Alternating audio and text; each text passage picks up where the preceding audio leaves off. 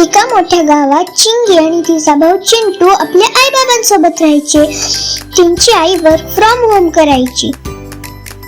त्यांचे बाबा सकाळी लवकर उठून ऑफिसला जायचे आणि रात्रीच परत यायचे.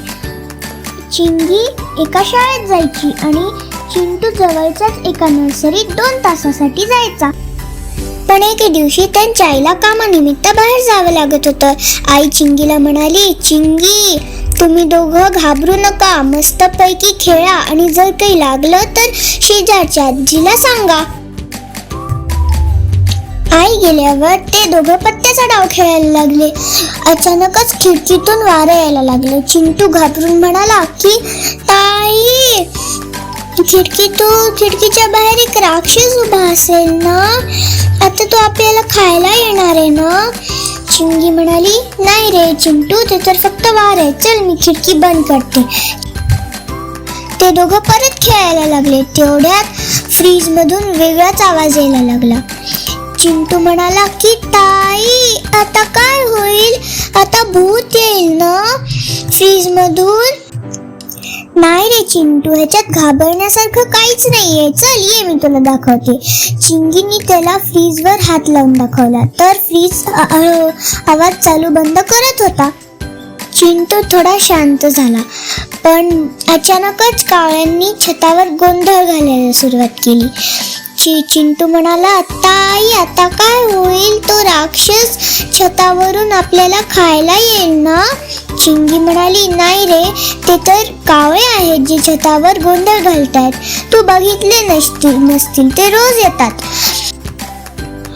अचानकच लाईट गेले. चिंटू खूप घाबरला आणि तो म्हणाला की ताई आता काय होईल, भूत येईल आपल्याला पकडायला.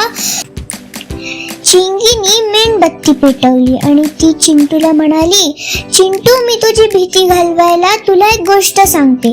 पूर्वीच्या काळी ना सगळ्या गावात काही लाईटच नसायचे. सगळे लोक 7 वाजेच्या आत घरी यायचे आणि ते सगळे कंदील, दिवे, पणत्या असं लावूनच राहायचे. आणि चिंटू म्हणाला की ताई, पूर्वीचे लोक किती धाडसी असायचे. तेवढ्यात त्या दोघांची आई आली आणि ती म्हणाली, माझे दोघं शूरवीर मुलं, कसे राहिले तुम्ही. चिंटू म्हणाला की आई, मी थोडा घाबरला होतो, पण ताईनी मला एक गोष्ट सांगितली आणि माझी भीती सगळी पळून गेली. चिंगी आणि चिंटूनी जेवता जेवता आईला सगळी गोष्ट सांगितली. कसा चिंटू घाबरला होता, मग तिने कशी त्याला गोष्ट सांगितली होती, कसे लाईट गेले होते. मित्रांनो, जर तुम्हाला कधी घरी एकटं सोडलं गेलं तर घाबरून बिबरून जाऊ नका आणि आजूबाजूच्या गोष्टींकडे लक्ष ठेवा, पण कोपऱ्यात जाऊन मुसू रडत बसू नका.